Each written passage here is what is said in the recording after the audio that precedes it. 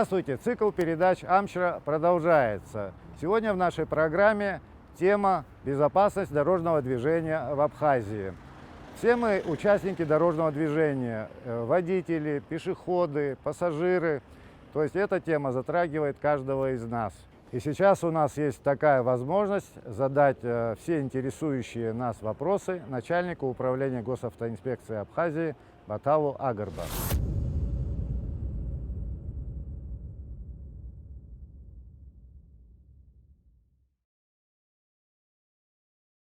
Батал Валерьевич, вы уже 4 года руководите управлением госавтоинспекции. За это время заметны улучшения дорожно-транспортной обстановки в целом. Может быть, это и благодаря острому вниманию общественности.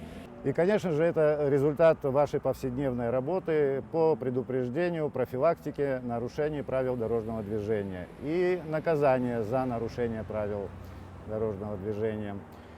Что за это время, за эти 4 года вам удалось сделать и каких результатов вы хотели бы еще добиться? В первую очередь, что хочу сказать, на наших дорогах Республики Абхазии, к сожалению, по сегодняшнее время не совсем безопасно. Организация безопасности дорожного движения оставляет желать лучшего.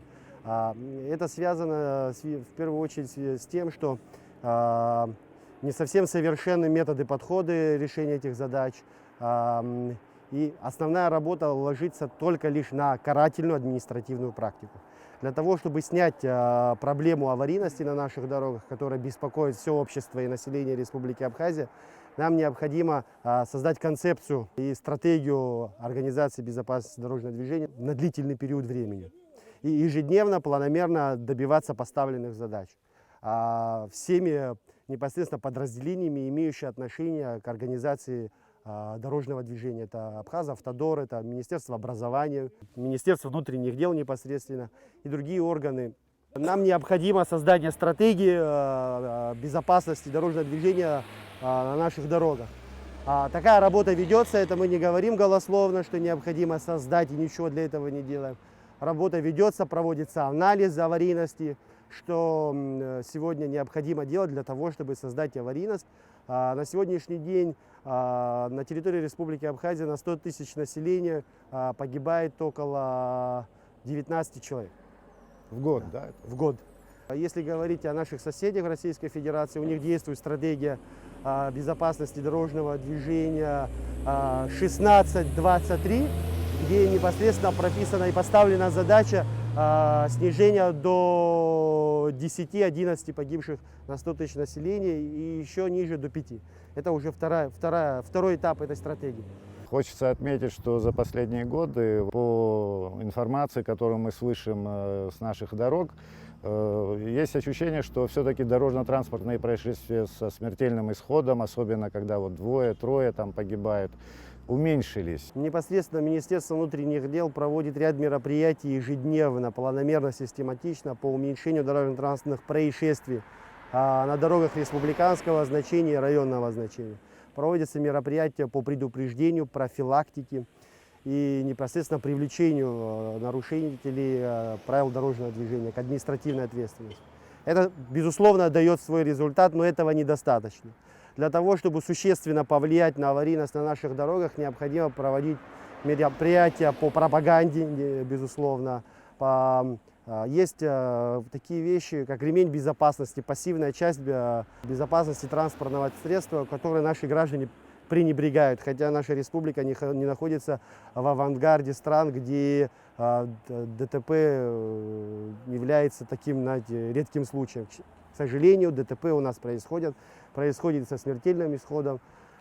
И нашим гражданам необходимо соблюдать пассивную часть безопасности транспортного средства. К сожалению, у нас большое количество транспортных средств, которым свыше 20-30 лет, у которых эта пассивная часть безопасности практически отсутствует, за исключением ремня безопасности. Отсутствует такая активная часть безопасности, это система АБС, отсутствует слаживаемость рулевой колонки во время дорожно-транспортного происшествия, которая позволяет сохранить грудную клетку и не получить травм, несовместимых с жизнью. И все остальное – это наш, скажем так, ВАЗ советского автопрома. Данные транспортные средства являются очень опасными и, как показывает наша статистика, находятся впереди этой печальной статистики. Проанализировали нашу статистику по результатам проведения анализа аварийности и мест концентрации дорожно-транспортных происшествий за 2020 год на дорогах нашего республиканского районного значения их 18, 12 из которых это наша республиканская часть. Республиканская автотрасса, да? Павел Валерьевич, мы сегодня, конечно же, не случайно находимся на Тамышском стационарном посту в Очимчирском районе. Это потому, что в этом месяце здесь произошло одно очень такое вот резонансное дорожно-транспортное происшествие, где погибло 4 человека. И, по-моему, вот в прошедшем месяце тоже было дорожно-транспортное происшествие, где погибло 2 человека. Понятно, что эта автомагистраль в восточной части, интенсивность движения здесь не такая высокая, здесь нет ночного освещения, но тем не менее дорожное полотно очень хорошее, и у многих водителей появляется желание погонять, то есть нарушить скоростной режим. Результаты этого мы видим. Как можно здесь изменить эту ситуацию, как можно улучшить контроль за дорогой? Но если говорить о участке республиканской трассы в восточной части нашего государства, что необходимо сделать для того, чтобы обезопасить? Конечно, сказать, что снизить скоростной режим и это решить все вопросы, не так. В первую очередь мы должны изменить само отношение наших граждан к правилам дорожного движения. Пренебрежительное отношение к правилам дорожного движения привело к дорожно-транспортным происшествиям. Это первый фактор. Второй фактор – это то, что сами транспортные средства, к сожалению, активная и пассивная часть безопасности их оставляет желать лучшего. Автомобилям по 20, по 30 лет, которые не имеют никакую безопасность вообще для пассажира и водителя. Безусловно, необходимо освещать эту проезжую часть, безусловно, необходимо повышать количество патрульных единиц милиции общественной безопасности в лице госавтоинспекции и повышать автоматическую часть выявления нарушений правил дорожного движения. К сожалению, несмотря на то, что уже, если мы можем говорить, около 5 лет у нас в республику внедряется такой большой период времени камеры автофиксации, они дошли только до западной части нашей страны и никак не смогли дойти все еще до Очимчирского, Гулерибского и Гальского района. И это дает о себе знать. Нарушение скоростного режима, то является главной, основной причиной дорожно-транспортных происшествий. В принципе, вот в той части, где они стоят, результат какой-то был. Меньше аварий все-таки. Если говорить о камерах автофиксации, да, безусловно, это крайне эффективная мера воздействия на скоростной режим. И на сегодняшний день у нас есть только стационарные посты и ряд патрулей, которые не отвечают вызовам сегодняшнего времени и потоку транспортных средств на данном участке. Необходимо усиливать в связи с подписанием Министерства внутренних дел Абхазии и Министерства внутренних дел Российской Федерации о софинансировании абхазской милиции. У нас в планах по повышению материально-технической части госавтоинспекции, заработной платы непосредственно и все остальное, что должно эффективно повлиять на безопасность на наших дорогах. Но это не все еще. Мы должны еще поменять само отношение наших граждан к отношению к правилам дорожного движения. Мы должны проводить такую жесткую, можно даже сказать, пропаганду в организации безопасности дорожного движения, чтобы наши граждане понимали, что автомобиль является повышенным источником опасности, и при управлении транспортным средством, когда ты являешься участником дорожного движения, ты неукоснительно должен соблюдать все правила дорожного движения, чтобы не подвергнуть опасности жизни и здоровья себя и других участников дорожного движения. Это главное, и мы должны это делать еще со школьной скамьи, чтобы нарабатывать навыки и понимание, культуру вождения на наших дорогах. И прийти уже к пассивной и активной части безопасности транспортных средств. У нас, к сожалению, наши граждане крайне пренебрегают этой частью. Это пристегивание как минимум в момент движения. Не имеет значения дороги районного значения или республиканское значение. когда начинаешь движение, водители и пассажиры должны пристегнуться. Это позволит, не дай бог, если произойдет дорожно-транспортное происшествие, обойтись малыми потерями, скажем так, в летальном исходе и сохранить себе здоровье. Хочу подчеркнуть, что за последние 2 месяца дорожно-транспортные происшествия, которые были на наших дорогах, связаны с транспортными средствами, которые выше 20 и более 30 лет. Транспортные средства, в которых активная и пассивная часть безопасности практически отсутствует. Хочу обратить внимание граждан, которые непосредственно владеют и передвигаются на данном виде транспорта, быть аккуратными и использовать пассивную часть безопасности транспортного средства, пристегивать ремни безопасности. Но если говорить о дорожно-транспортных происшествиях, которые имели место последние 2 месяца со смертельным исходом, это с участием транспортных средств, которые больше 20, а то и 30 лет. В данных транспортных средствах отсутствует активная и пассивная часть безопасности, что и послужило смертельному исходу. Если, допустим, транспортное средство было бы не старше 10 лет, в данных транспортных средствах уже предусматривается активная часть безопасности транспортного средства, которая позволяет уйти малыми последствиями после дорожно-транспортного происшествия. И, к сожалению, данные транспортные средства все еще передвигаются на наших дорогах, и водители этих транспортных средств крайне пренебрежительно относятся к скоростному режиму и всего остального. Если говорить это о автомобилях, которые старше 20-30 лет, о автомобилях, которые моложе 5 лет и 10 лет, к счастью, все мною вышеупомянутые средства безопасности в них присутствуют, но, к сожалению, водители не замечают, как они на этих транспортных средствах грубо нарушают скоростной режим и не справляются с рулевым управлением, что было недавно у нас. К сожалению, выезжают на встречную полосу движения и совершают столкновения. А если ты в автомобиле, в которых отсутствуют вышеупомянутые средства безопасности, это, можно сказать, приговор. Самое главное в нашей сегодняшней организации безопасности дорожного движения – это соблюдение скоростного режима, в первую очередь, и соблюдение пассивной части безопасности транспортного средства, что у нас, к сожалению, отсутствует. В свою очередь, мы как хотим предотвратить данное дорожно-транспортное происшествие и данное отношение усилением профилактических мероприятий по предупреждению, пресечению и профилактике, повышению патрульных единиц в местах концентрации дорожно-транспортных происшествий. В Ачимчирском районе их около 3. Это 141 километр, это 140 километр, 160 километр, 150 километров. Вот на всех этих участках республиканской трассы нашим гражданам надо быть бдительными и аккуратными и строго соблюдать правила дорожного движения, которые позволят ему уйти от этих происшествий. Но если говорить о системе безопасности, какая бы она хорошая ни была, конечно, это тоже до поры до времени. То есть на это перерасчитывать тоже не следует, но тем не менее это очень часто спасает жизнь. К сожалению, сегодня такой обыденностью стал автомобиль, но, по-моему, опаснее него нет ничего.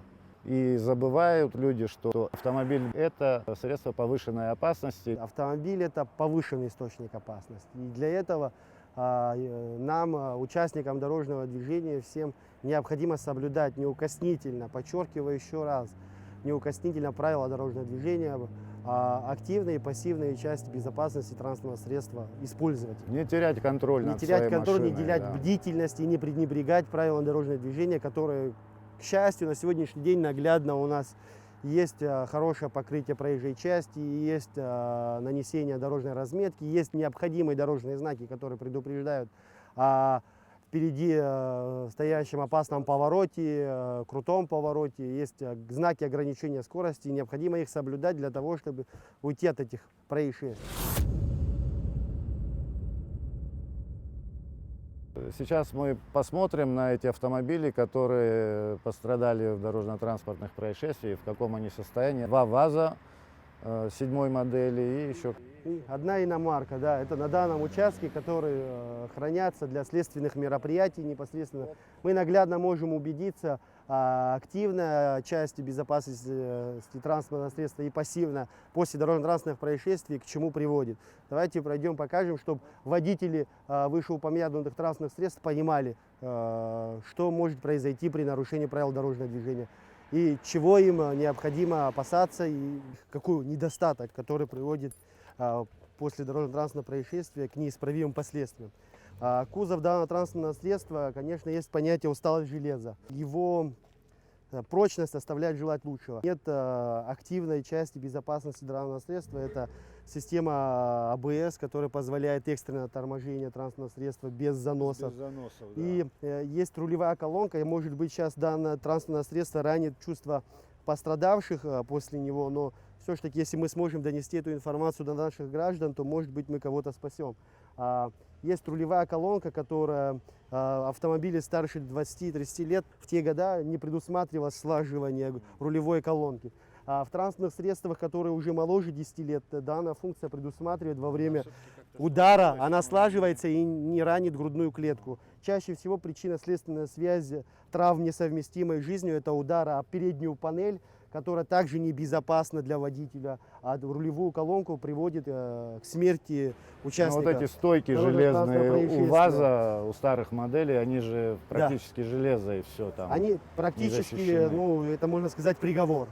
А в автомобилях моложе 10 лет есть активная и пассивная часть безопасности, которая позволяет уйти малыми потерями после дорожно-транспортного происшествия, Да, исход после пассажирам и водителю. Да. Конечно же, если человек будет пристегнут после дорожно-транспортного происшествия на ВАЗ и автомобиля, который имеет активную и пассивную часть, в своем необходимом виде, сохранение жизни и здоровья, конечно, разнится.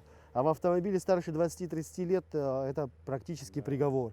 В новом автомобиле, ну, около 10 лет, вот мы можем даже пройти, просмотреть, да, другое транспортное средство, которое также имело лобовой удар. Здесь рулевая колонка сложилась, то есть она не повредила грудь водителю, хотя опора самого кузова транспортного средства намного крепче, которая позволила там получить травмы средней и тяжелой тяжести здоровью, но жизнь человека осталась, слава богу, человек жив. Да. Пройдем к другому транспортному средству, которое получило лобовой удар.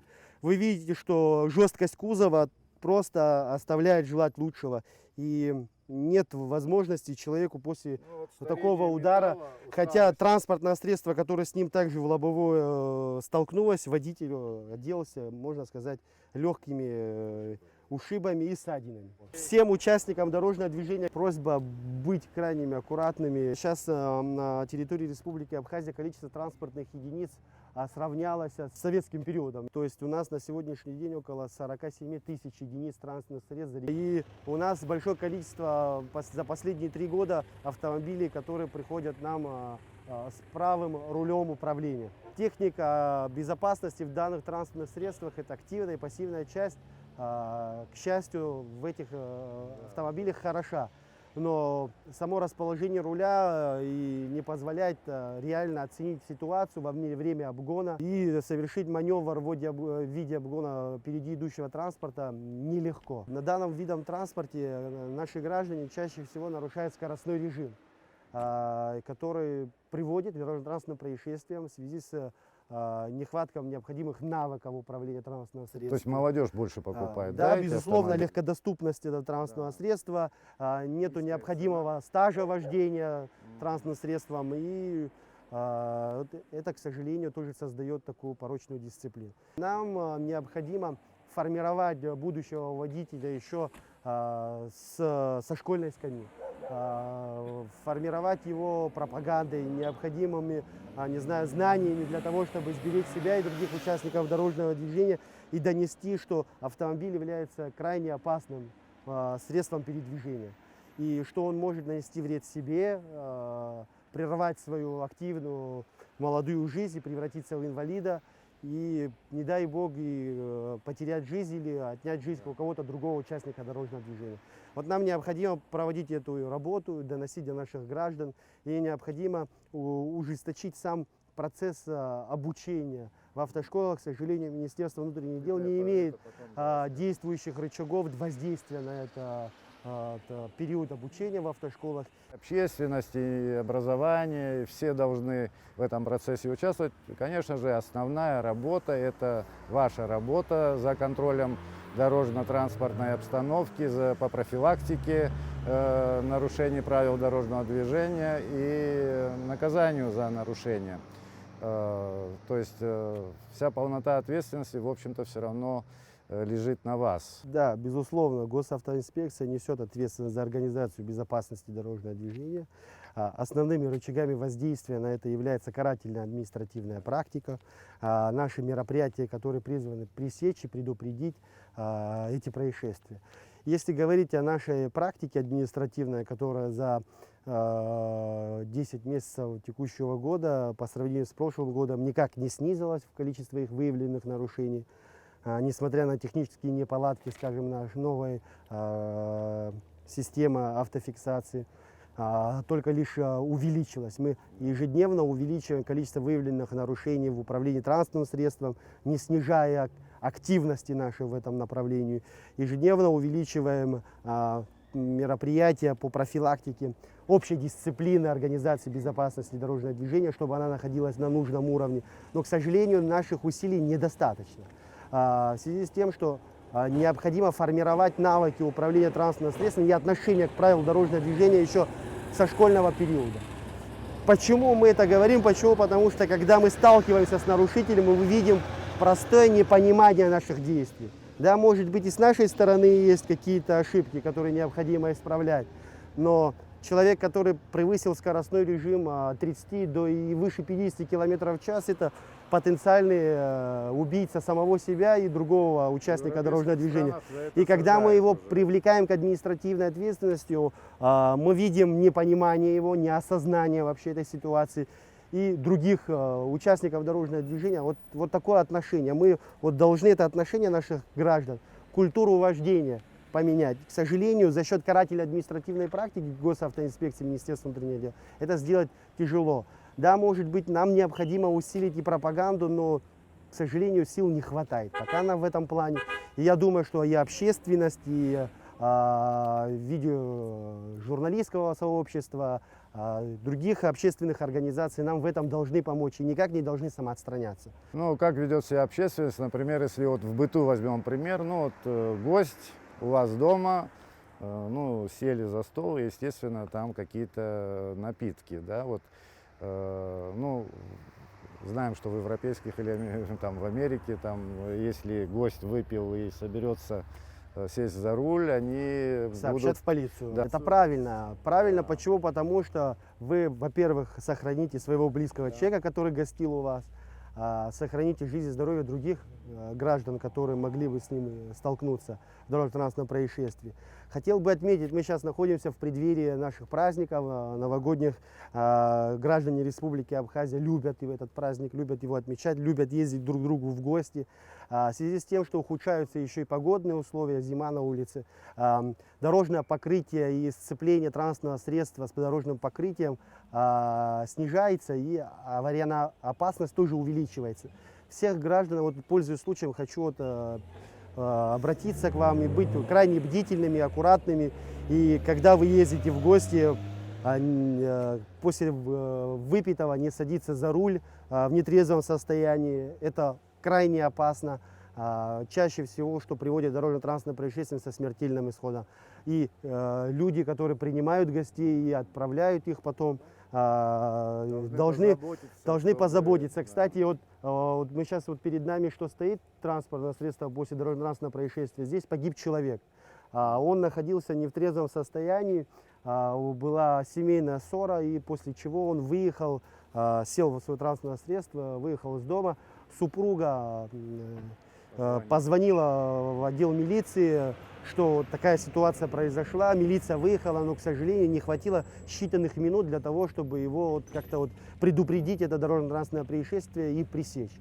Не хватило времени, но такое отношение должно быть всегда. И мы будем стараться всегда реагировать и реагируем всегда активно для того, чтобы подобные случаи пресечь и предотвратить дорожно-транспортное происшествие. Ну, все должны стараться так или иначе как-то предотвращать такие случаи, если вот у вас там гость, ну, выпил, садится за руль, ну, предложить повезти Каждый его, должен чувствовать вызвать такси. свою Ну, ответственность. если- Надо об этом говорить нашим гражданам, надо им это доносить. Доносить в первую очередь, чтобы они это понимали, осознали. С нашей стороны мы должны в первую очередь ужесточить меру ответственности в виде неотвратимости наказания. Каждый гражданин должен понимать, что если он будет выявлен, то неотвратимость наказания в отношении него будет 100%.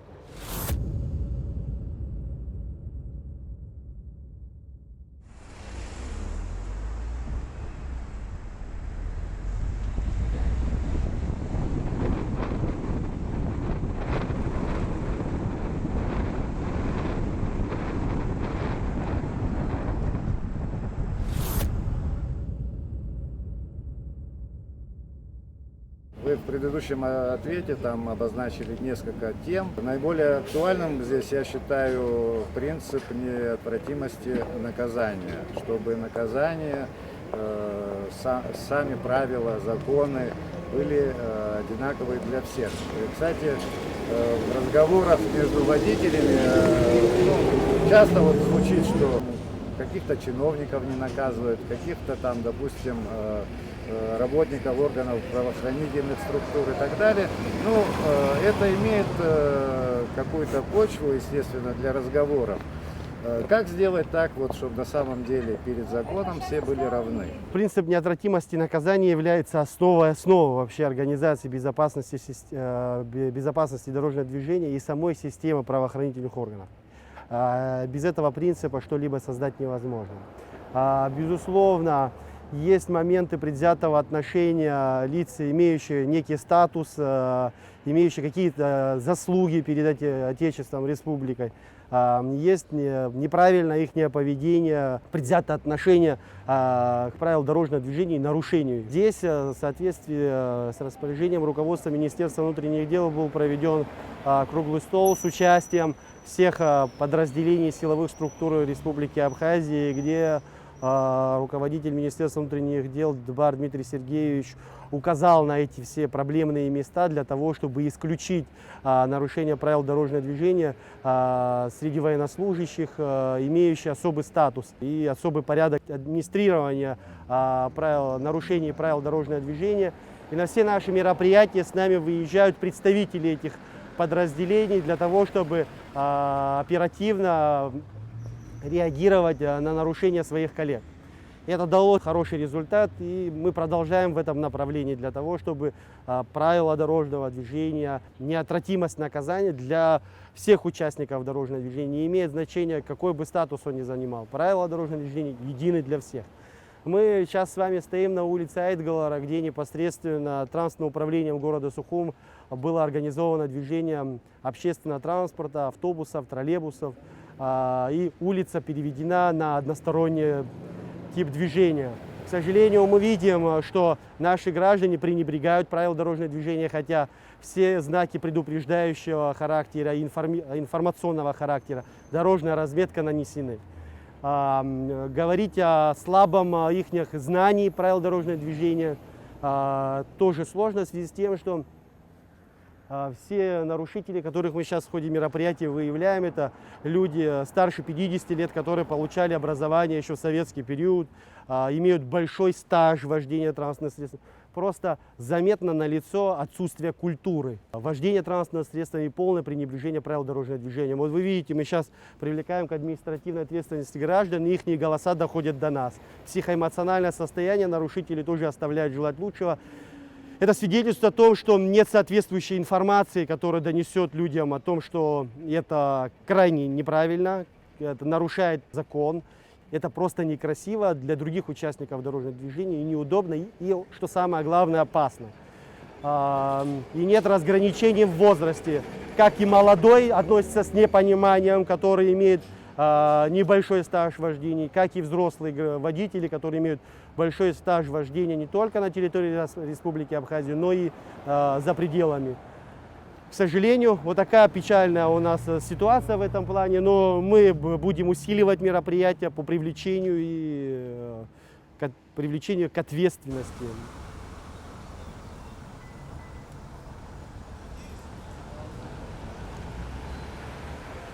Ну, в принципе, тут уже 2 недели так организовали движение, уже 2 недели, по-моему, уже, ну, пора привыкать, наверное, да? Дело, дайте, даже и не в привычке, дело в том, что наши граждане не соблюдают знаки, которые регламентируют их движение в соответствии с правилами. Они ездят по привычке, ездят по желанию. К сожалению, вот такая вот у нас ситуация. Здесь не всегда хватает сил для того, чтобы всегда экипаж здесь находился, чтобы сформировать правильную дисциплину на данном участке. Но по возможности мы дополнительные средства в виде дополнительных патрулей и сил перевели в УВД города Сухум, чтобы вот эти сложные места все урегулировать, скажем так. Сложно, когда в этом поле мы одни. Понимания со стороны граждан нет. К сожалению, вот такая ситуация. И хочу передать всем участникам дорожного движения в нашей столице о том, что улица Айтгалара переведена на одностороннее движение. И на всех улицах и дорогах быть внимательным и соблюдать правила дорожного движения и внимательным по знакам, чтобы движение совершалось, а не по привычке. Ну, к сожалению, у нас на знаки смотрят очень мало, и организация дорожного движения, видимо, не часто меняется. Вот они ездят, знают, что здесь так вот, и пока не могут привыкнуть.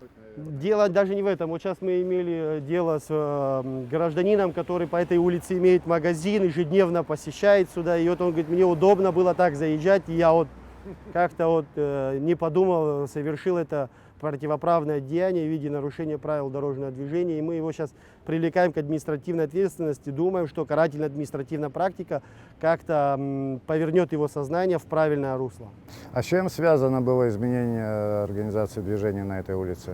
Изменение организации движения на данном участке было вызвано тем, что общественный транспорт у нас двигался по улице Абазинской, где сейчас коммунальными службами проводится реконструкция и работа по коммунальным всем работам в виде прокладки воды, труб, сточных каналов и всего остального. И данная проезжая часть закрывается для всех видов транспорта на период ремонта. И вот на этот период общественный транспорт, чтобы не стоял, перевели сюда его временно. Но если эта практика покажет, что это удобно, практично для всех граждан, пассажиров, то данный план может остаться и в последующем. Все-таки в сравнении, вот если брать несколько лет назад, все-таки культура вождения у нас немного улучшилась. Я это вот замечаю сам лично, например. Но, наверное, недостаточно. К сожалению, недостаточно для того, чтобы это было не резало глаз и не создавало опасности и комфорта нашим гражданам, пешеходам и участникам дорожного движения. Еще есть куда двигаться в этом направлении. Есть над чем работать, да, и информировать, в первую очередь, больше информировать наших граждан надо. К сожалению, в этом мы отстаем. Вот если брать инфраструктуру, вот сейчас улица, на которой мы стоим, здесь нанесена разметка вот для общественного транспорта, парковочные места размечены. Все знаки на каждой улице, я обратил внимание, соответствуют изменениям этой организации движения. То есть информационно здесь сделано все, чтобы человек не запутался, не нарушил вот именно на этом участке. Вот. И этого всего больше и больше. То есть надо обращать просто внимание, да, на эти знаки. Да, соблюдать правила дорожного движения. Ну, в целом, что вы можете сказать по инфраструктуре? Вот дорожных знаков у вас стало больше, разметки стали наносить чаще, да? Вот. Да, безусловно. Если говорить о дорожном хозяйстве, работы усиливаются, увеличивается количество дорожных знаков, которые предупреждают о тех или иных участках, которые впереди ждут водителя, информационные, предупреждающего характера и все остальные дорожные знаки. Мы инфраструктуру в этом плане поднимаем, но мы видим, что количество единиц и загруженность на нашей дорожной сети увеличивается.